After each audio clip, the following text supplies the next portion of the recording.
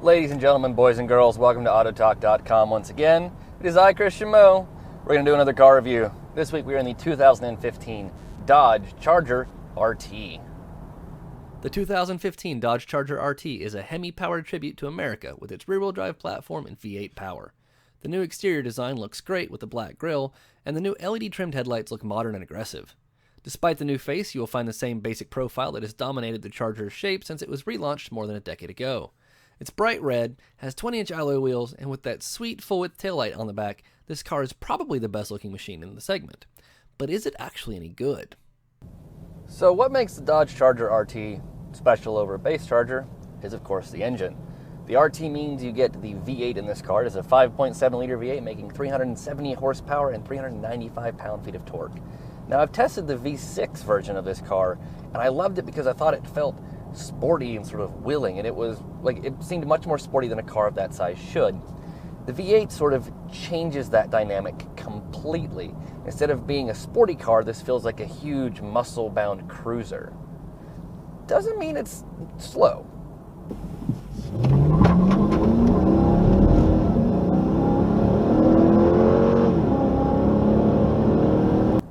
So yeah, it's quick. It's real quick. 0 to 60 is in the high fives. That's improved for this year.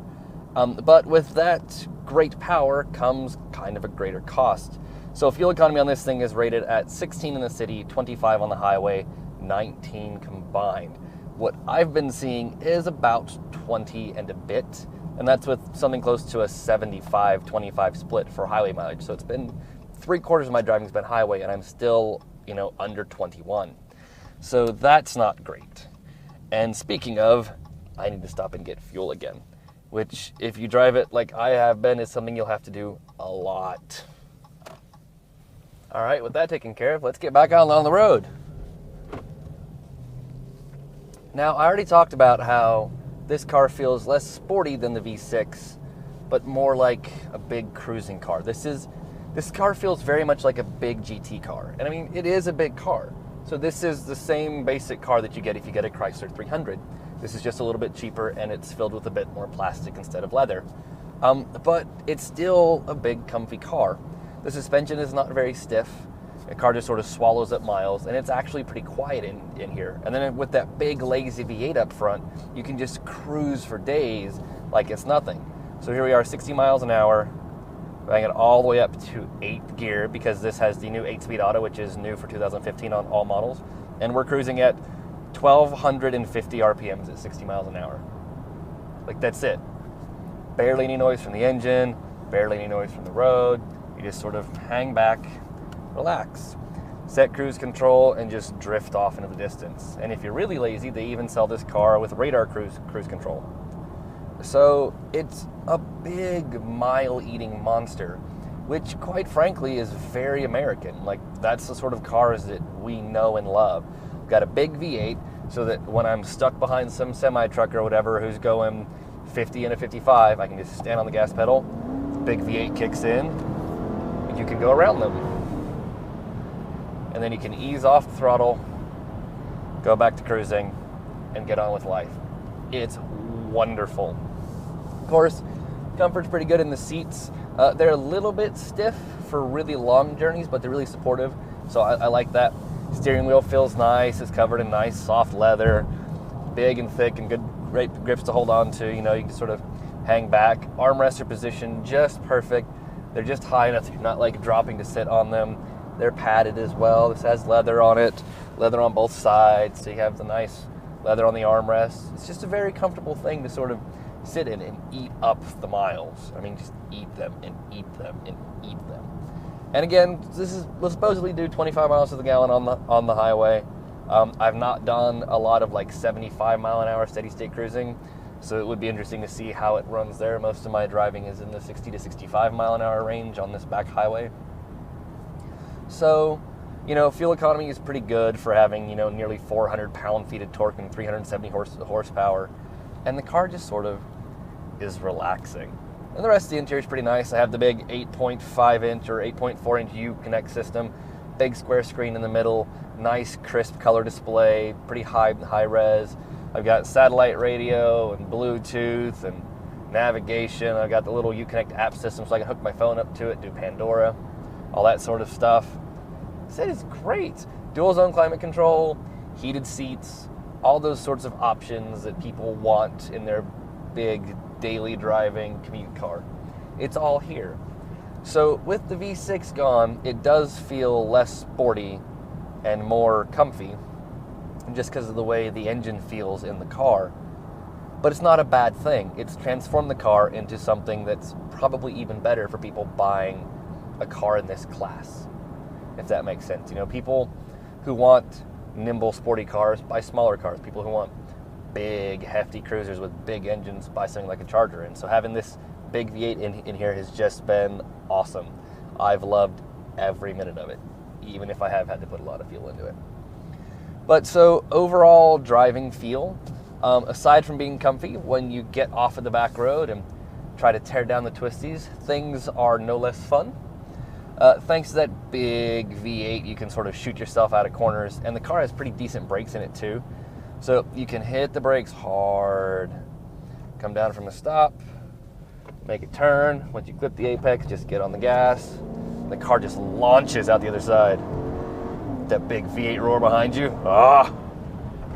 More brakes, turn in, hit the apex, and then shoot out the other side. It's not as planted as I would want it to be. It is just a little bit wayward. You get a bit of body roll, but that comes from that whole comfort over performance sort of tuning on the suspension. But it's still hella fun to beat around on a back road with. Now, you got that great noise, you got all that thrust, you can feel the front end just lift a little bit, you get thrown back in your seat. It's all those things you want. And even the steering is pretty good. It's a bit lighter than I would prefer, but it's not terribly light. You know, it's sort of right in that middle ground. If it's going to be comfortable for most people, but it's just heavy enough that you can sort of have good control over the car when you're sawing at the mill here. Now, direction, the steering rack actually feels kind of slow to start with. It takes just a bit more rotation of the wheel to point the front end than I would expect. But after a few miles in the car, my brain sort of clicked with how my hand should move versus how the front end of the car should move, and it didn't become that much of an issue. So I would like to see just a slightly quicker rack on the car, but mostly that's just me picking it nits. Otherwise, steering's great. I mean, like all electric power steering systems, there's really not any sort of feedback as far as vibrations go. It is pretty numb. But again, it's precise, it's pretty quick. You know, it's well weighted. It's just sort of good overall. And like everything about this car is just sort of good overall. I loved the cheaper V6 model of this car. Loved it. Everything about it just felt great. The interior was just nice enough that it didn't feel like garbage, even if it doesn't look so great with this weird texture that they put over everything. But the interior was nice enough, the equipment was good, the 300 horsepower out of the V6 is great, and you still get like 30 miles to the gallon out of it. It was a fantastic thing. So when I got the phone call coming that I was getting the 370 horsepower version with the V8, I wasn't sure if I'd like it or not, because I was interested to see if you could improve on just how good the V6 was. And like I said, it didn't so much as improve the car as it changed it completely into something that's entirely different, but just as good. So if I had to spend all day on tighter back roads, I'd much rather have the V6. The lighter front end is very noticeable compared to the big heavy V8 that I have up here now. But beyond that, both cars just feel phenomenal. I've got acres and acres and acres of interior space. I like the cloth seats with the two-tone with the black and the gray. They look nice. I like the leathers in all the right places. Even though this texture is gross, I like how it's big and padded and it's not plastic. There's no squeaks, there's no rattles. This car has over 14,000 miles on it, which for a press car is a lot. I mean, we beat these things harder than people beat rental cars. And still, 14,000 miles, no squeaks, no rattles, nothing's broken, nothing's falling apart. It's awesome. I mean, there are a couple of down points, I guess. I have the Beats Audio upgraded stereo system with 10 speakers and like a 580 watt amp. And it sounds like garbage. It's just really muffled and really muddy. Sounds like you're playing your CDs through a speaker cone like this. But that's really the only problem I have with the car. is that the upgraded stereo kind of sucks. 8-speed auto is good. As far as autos go, the 8-speed auto in this is pretty solid. I've got little paddle shifters here I can click. Changes pretty quickly when I want it to. Big V8 noises, and up, gear, gear, gear. So like it changes gears fairly quickly. When you put it in sport mode and little manual mode, it'll hold gears. It downshifts when you hit hard on the brakes. It sort of knows what you want to do, so it responds well there. So it's all good. Like, I'm trying to find things I hate about this car, and I don't. Like, they're just not there. I love the noise the V6 makes. I love having the power and the torque of the V6. It has an automatic that doesn't suck. I love the Uconnect system with the big screen. It's one of the best on the market. It works great. It responds to my touches. I have big knobs and buttons for controlling my air conditioning and big knobs and buttons for controlling my stereo, as it should be. So I'm not fiddling with some touchscreen system. Like, it's just great. Yeah, the stereo sucks, but otherwise, that's the only real complaint I have about this thing. Fuel economy could be a little bit better, but, like, whatever. Brakes are good, power's good, steering's good, seats are good. I like the amount of glass that's in here. You have a great commanding view of where you're going. I love the new exterior design. It's just good. I mean, it is a little expensive. This one, as it sits, is $37,780. And the only options I have are the red paint I got was like $400. And then the navigation system was like $1,500. And I think that's it. Like, just a couple of options.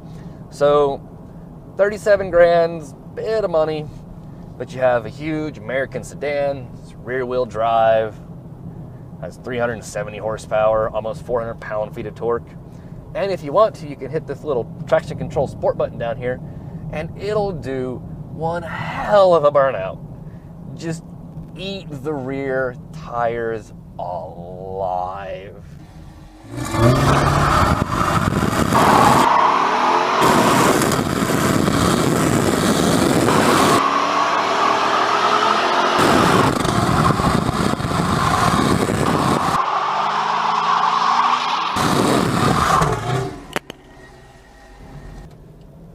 Anyways, guys, I'm Christian Moe.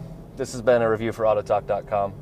I hope you've enjoyed spending time with me in the 2015 Dodge Charger RT. If you have any questions, comments, or concerns, please go ahead and hit that little comment section below this video. We'd love to hear anything and everything you have to say. I read everything that hits the site, comment on most of it. So please feel free to do that. If you liked the video, give us a thumbs up. If you disliked the video, give us a thumbs down. Please tell us what you liked or didn't. And then if you haven't yet, go ahead and hit that subscribe button. You'll get all of these fantastic video reviews as soon as they go live. So, for the last time, thank you guys for hanging out with me. I'll see you with the next video. Cheers.